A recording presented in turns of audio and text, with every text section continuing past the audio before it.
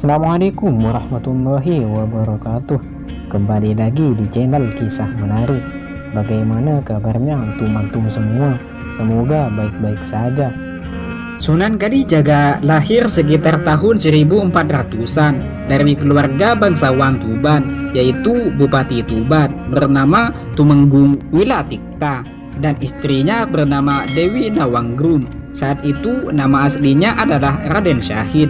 Dalam beberapa sumber dia menjadi Raden Said. Sebagai keturunan bangsawan, ia memiliki beberapa nama seperti Lokajaya, Syekh Malaya, Pangeran Tuban, Kidalang Sida Brekti, dan Raden Abdurrahman.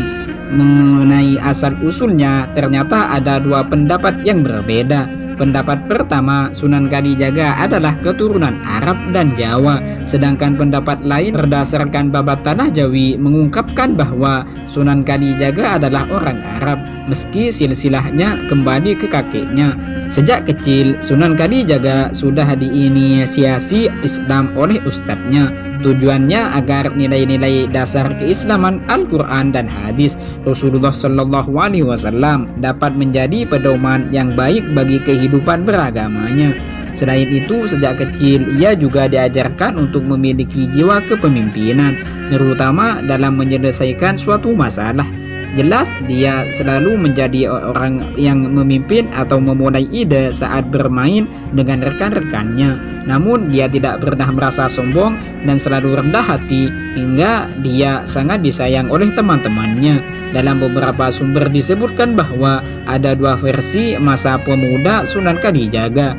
Dalam versi pertama dikisahkan bahwa Sunan Kalijaga yang saat itu masih menggunakan nama Raden Said seolah-olah sebagai seorang pencuri. Namun ia melakukan pencurian dan perampokan ini bukan untuk keuntungannya sendiri, melainkan untuk dibagi kepada orang biasa. Saat itu Raden Said yang sejak kecil sudah mengenyam pendidikan agama mengkhawatirkan keadaan masyarakat Tuban yang masih dibebani kemiskinan dan membuat jiwanya memberontak.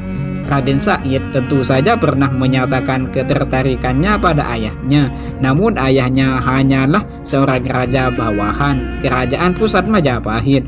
Kemudian solidaritas dan empati Raden Said terhadap masyarakat Tuban membuatnya mengambil langkah nekat berupa mencuri bahan makanan dari gudang kadipaten. Usai melakukan pencurian, Raden Said diam-diam membagikannya kepada masyarakat Tuban. Namun perbuatan tersebut diketahui oleh pegawai kerajaan dan mengakibatkan dia diusir dari Tuban. Setelah diusir, Raden Said mengembara tanpa tujuan namun tetap dengan misi yang sama, yaitu mencuri untuk kepentingan rakyat. Setelah itu ia menetap di hutan Jatiwangi menjadi preman spesialis merampok orang kaya yang melewati kawasan hutan. Sedangkan versi kedua mengungkapkan bahwa sejak kecil Raden Said adalah sosok yang nakal dan tumbuh menjadi seorang yang sadis. Bahkan konon dia membunuh orang yang mengambil julukan Brandal Lokajaya. Singkat kata, kenakalan Raden Said berakhir setelah ia bertemu dengan Sunan Bonang dan ia langsung bertaubat. Menurut Serat Lokajaya, saat itu Raden Said sedang bersembunyi di hutan untuk mengintai calon mangsa yang lewat. Kebetulan saat itu ada seorang laki-laki tua yang memakai baju gemerlap, tak lain adalah Sunan Bonang. Kemudian Raden Said segera mendekati dan menyita kekayaan Sunan Bonang. Namun Sunan mengetahui niatnya dan menghilangkan kesaktiannya dengan menjelma sebagai empat wujud. Melihat itu Raden Said ketakutan dan kabur. Namun kemanapun ia pergi, Sunan Bonang selalu menemukan cara untuk mencegahnya hingga Raden Said terpojok. Raden Said ketakutan dan bertaubat di hadapan Yang Maha Kuasa. Setelah kejadian itu Raden Said menjadi murid Sunan Bonang dengan syarat Raden Said harus menunggu Sunan Bonang di tepi sungai sambil memegang tongkatnya. Penantian Raden Said di tepi sungai itulah yang membuatnya disebut Sunan Kalijaga, artinya menjaga kali atau sungai. Menurut sejarah, Sunan Kalijaga memiliki 3 istri. Yang pertama Dewi Saroh, Siti Zainab, dan Siti Hafsah. Dari pernikahannya dengan Dewi Saroh, ia dikaruniai 3 orang anak. Raden Umar Said atau Sunan Muria, Dewi Ruqayyah, dan Dewi Sofia. Sedangkan dengan pernikahannya dengan Siti Zainab, putra Sunan Gunung Jati, ia memiliki 5 orang anak: Ratu Pombayun, Nyai Ageng Paninggak, Sunan Hadi, Raden Abdurrahman, dan Nyai Ageng Ngerang. Lalu sejak menikah dengan Siti Khofsah, nama anaknya tidak jelas. Umur Sunan Kalijaga diperkirakan lebih dari 100 tahun, yaitu antara pertengahan abad ke-15 dan akhir pada ke-16. Sehingga tepat ia juga mengalami akhir pemerintahan Majapahit pada tahun 1478. Ia bahkan turut serta dalam upaya perencanaan pembangunan agung Katedral Cirebon dan Katedral Agung Demak. Sunan Kalijaga kemudian wafat sekitar tahun 1680 dalam usia 131 tahun. Ia dimakamkan di desa Kadilangu yang terletak di Demak. Wilayah dakwah Sunan Kalijaga, daerah yang pernah menjadi bisnis dakwah Sunan Kalijaga adalah Jawa Tengah. Sunan Kalijaga dalam berdakwah dalam perjalanan khususnya dari satu daerah ke daerah lain. Arah gerak yang digunakan Sunan Kalijaga ketika berdakwah adalah Demak Barat dan Demak Selatan. Sunan Kalijaga berdakwah di sebelah barat. Tujuannya adalah pantai utara Pulau Jawa. Daerah yang dilalui Sunan Kalijaga di sebelah barat adalah Juwana, Pati, Jepara, Pandan, Arang atau Semarang, Kendal, Pekalongan, Tegal hingga Cirebon. Sedangkan daerah yang dilalui Sunan Kalijaga di sebelah selatan adalah Kartasura, Pajang, dan Kelaten melalui Salatiga dan Boyolali. Sunan Kalijaga dengan terus berdakwah dari satu daerah ke daerah lainnya membuatnya terkenal sebagai dai keliling dan dikenal luas di masyarakat Jawa. Status Pulau Jawa pada abad ke-15 dikuasai oleh kerajaan Majapahit yang menganut agama Buddha Siwa. Agama Siwa Buddha merupakan perpaduan antara Hindu dan Buddha. Kerajaan Majapahit mulai ada pada memerintah dari tahun 1294 sampai 1527 Masehi. Oleh karena itu, ketika rombongan pertama Wali Songo tiba di Jawa, masih banyak orang yang belum masuk Islam, sehingga status orang Jawa pada masa Wali Songo, khususnya pada masa Sunan Kalijaga, tetap terbenam dalam peradaban jahiliyah. Karena pada masa Sunan Kalijaga, sebelum jatuhnya kerajaan Majapahit, selanjutnya sebelum Islam masuk ke tanah Jawa, masyarakat Jawa menganut kepercayaan Hindu dan animisme serta dinamisme. Dengan demikian, seluruh aspek kehidupan masyarakat Jawa termasuk kebudayaan masih sangat dipengaruhi oleh agama Hindu, Buddha, dan sisa-sisa kepercayaan animisme dan dinamis. Animisme dan dinamisme merupakan kepercayaan diwarisi dari nenek moyang yang melekat pada masyarakat Jawa. Bahkan dengan masuknya agama Hindu-Buddha, kepercayaan animisme dan dinamisme masih mempengaruhi kehidupan masyarakat Jawa. Hal ini disebabkan adanya kepercayaan animisme dan dinamisme yang menyatu dengan agama Buddha Hindu. Jadi kepercayaan animisme dan dinamisme juga mempengaruhi budaya Jawa, seperti kepercayaan adat istiadat, tradisi, budaya, dan ritual. Budaya yang dipengaruhi animisme dan dinamisme menjadikan budaya Jawa yang lahir dan hidup dalam masyarakat Jawa menjadi sinkron. Dengan demikian, periode Hindu-Buddha mulai abad ke-8 Masehi hingga jatuhnya kerajaan Majapahit pada awal abad ke-16 Masehi meninggalkan budaya yang tertanam kuat dalam masyarakat Jawa, sehingga budaya kuno masih memiliki pengaruh yang sangat kuat bagi masyarakat Jawa.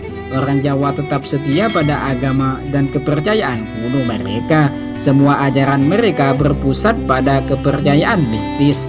Dengan demikian, masyarakat Jawa pada masa Sunan Kalijaga masih tenggelam dalam peradaban jahiliyah, karena kebangkitan Islam dengan jatuhnya Majapahit adalah inti dari agama Hindu-Buddha. Orang Jawa zaman Sunan Kalijaga masih tenggelam dalam peradaban jahiliyah, diperparah dengan perilaku oleh orang Jawa zaman itu yang banyak tidak terpuji. masyarakat Jawa masih tunduk pada tata krama dan etika. Misalnya, perilaku masyarakat Jawa yang tidak terpuji yaitu kejahatan berupa perampokan, pembunuhan, perjudian, perampokan, dan minuman keras, sehingga keadaan masyarakat Jawa yang masih tenggelam dalam peradaban jahiliyah dan perilaku tercela mereka menjadi kendala utama yang dihadapi Sunan Kalijaga. Selanjutnya, kejadian ini menjadi pertimbangan dalam menentukan cara berdakwah Wali Songo, termasuk Sunan Kalijaga. Maka melihat keadaan masyarakat Jawa yang masih tenggelam dalam peradaban jahiliyah dan perilakunya yang tidak terpuji, tidak mungkin dilakukan perubahan agama secara tiba-tiba dari keyakinan Buddha India menjadi ke Islam, karena akan sangat berbahaya jika Sunan Kalijaga dan para wali lainnya terus menyebarkan dan mengembangkan agama Islam kecuali dengan cara yang bijaksana dan progresif. Para tokoh besar termasuk Sunan Kalijaga mengetahui bahwa penduduk kerajaan Majapahit masih sangat dekat dengan budaya kunonya, yaitu agama Buddha Hindu atau Hindu-Buddha. Oleh karena itu, Wali Songo mengadakan diskusi bersama untuk membahas masalah ini. Dilansir dari berbagai sumber, di antara anggota Wali Songo, Sunan Kalijaga bertugas untuk berdakwah bagi penganut kepercayaan kuno. Dalam menyebarkan agama Islam, ia tetap mengenakan pakaian adat Jawa setiap hari dengan memasukkan unsur Islam. Hal ini dilakukan agar masyarakat dapat menerima kehadirannya. Di antara mereka, selain itu, Sunan Kalijaga juga menggunakan strategi dakwah untuk memperluas ajarannya. Berikut strategi dakwah Sunan Kalijaga. Yang pertama, menggunakan media wayang. Sunan Kalijaga menggunakan wayang sebagai salah satu alat dakwahnya. Saat itu, kesenian wayang sangat digemari oleh masyarakat. Ia juga merantau ke daerah Pajajaran dan Majapahit untuk menjadi dalang. Jika masyarakat ingin Sunan Kalijaga mementaskan wayang, ia tidak meminta bayaran apapun, kecuali membacakan 2 ayat syahadat. Dalam kesenian wayang ini, Sunan Kalijaga mengajarkan nilai-nilai tasawuf. Selain itu, juga memunculkan ajaran Islam melalui tokoh Yudhistira dan Bima. Yang kedua, melakukan pendekatan kepada masyarakat. Sunan Kalijaga mencapai strategi dakwah kultural dengan jalan mengintegrasikan dan berbaur dengan seluruh lapisan masyarakat dan golongan masyarakat. Jadi Sunan Kalijaga dalam kehidupan bermasyarakat tidak mementingkan asal-usul dan kedudukan masyarakat. Sikap dan tingkah laku Sunan Kalijaga membuat masyarakat pada saat itu berpikir sok campur dengan orang-orang jelek, sok campur dengan orang-orang abangan. Oleh karena itu, Sunan Kalijaga menerima semua orang Jawa. Tujuan Sunan Kalijaga adalah untuk mengenal dan mendekatkan diri dengan masyarakat Jawa. Dengan demikian, berkat kenalan dan kedekatannya dengan orang Jawa, Sunan Kalijaga membangkitkan simpati dan simpati orang Jawa yang nantinya akan memudahkan proses islamisasi orang Jawa. Selain itu, jalan ini telah membuat Sunan Kalijaga terkenal di kalangan semua kelas dan semua golongan masyarakat di Jawa. Yang ketiga, akulturasi, mengubah sesaji menjadi salematan. Salah satu bentuk kegiatan dakwah Sunan Kalijaga adalah mengganti sesaji dengan selamatan. Dahulu sebelum masuknya Islam ke Indonesia sekitar abad 15, masyarakat Jawa memiliki kepercayaan animisme dan dinamisme, yaitu kegiatan berupa pemujaan terhadap roh gaib dan roh leluhur. Kebiasaan masyarakat pada masa itu adalah mempersembahkan sesaji berupa bunga, terong pahit, kemenyan, buah-buahan, ayam goreng, dan telur rebus. Adat tersebut dilakukan sebagai bentuk pemujaan dan mendekatkan diri dengan sesajen. Biasanya baki sesajen diletakkan di pojok rumah dan di bawah tempat tidur, di kaki pohon besar, di perempatan dekat rumah, di pinggir jembatan. Dalam prakteknya, sesajen tidak boleh dimakan dan dibiarkan dimakan atau dibusukan oleh hewan. Dalam dakwahnya, Sunan Kalijaga tidak serta-merta menampik aktivitas yang biasa dilakukan masyarakat. Ia menyisipkan nilai-nilai Islam ke dalamnya atau melalui proses dakwah islamisasi. Istilah sesajen diganti dengan selamatan dari asal kata Islam yang sebenarnya berarti kedamaian dan kebahagiaan dan kemakmuran. Tujuannya diubah dari dipersembahkan kepada roh gaib atau dewa sesembahan menjadi sedekah berupa makanan kepada masyarakat yang dalam hal ini masyarakat yang membutuhkan, kerabat, fakir miskin, dan anak yatim piatu. Tembang Lir-Ilir. Sunan Kalijaga menggunakan tokoh wayang dan syair Jawa sebagai sarana dakwah. Dalam cerita wayang dari ajaran agama Hindu, ia menceritakan kisah Ramayana dan Mahabharata. Untuk mendapatkan penerimaan sosial, ia menggunakan cerita dan tokoh wayang sebagai wahana dakwah tentang proses islamisasi. Ia tidak menggunakan cerita aslinya tetapi menggantinya dengan unsur islami. Seni suara juga menjadi penunjang dakwah Sunan Kalijaga, khususnya dalam bentuk Majapatan. Karya-karya Sunan Kalijaga yang terkenal seperti Dandang Gula dan Lir-Ilir. Yang kelima, Grebeg dan Sekaten. Untuk menyebarkan ajaran Islam, Sunan Kalijaga juga mengadakan semacam perayaan yang oleh orang Jawa disebut Grebeg, dan tradisi bahwa Sekaten berasal dari kata sekati yang berarti nama dua alat gamelan. Gagasan memadukan budaya Grebeg dengan Sekaten muncul ketika Sunan Kalijaga mencoba mengajak masyarakat ke masjid yang saat itu bertepatan dengan perayaan Maulid Nabi Muhammad. Selain memainkan musik gamelan dan menari, kali ini Sunan Kalijaga juga mengajak masyarakat untuk menghiasi kompleks masjid. Awalnya orang ragu-ragu untuk datang, tetapi lambat laun mereka berjalan melewati pintu dan diperintahkan untuk mengucapkan dua syahadat. Yang keenam, gamelan. Gamelan tersebut digunakan oleh Sunan Kalijaga sebagai sarana dakwah saat pentas dan acara lainnya. Dalam pertunjukannya, ia menciptakan gamelan tabuhannya sendiri agar bisa diterima oleh masyarakat. Juga gamelan digunakan untuk mengundang orang ke masjid. Alat musik tradisional ini juga digunakan dalam acara Grebeg dan Sekaten untuk menarik perhatian masyarakat. Selain menggunakan gamelan, Sunan Kalijaga juga menggunakan tembang sebagai salah satu cara untuk menyebarkan dakwah Islamnya. Lagu ciptaan Sunan Kalijaga antara lain lagu Rumekso, Ing Wengi, dan lagu Lir-Ilir. Lagu Rumekso Ing Wengi berisi tentang doa malam setelah sholat tahajud.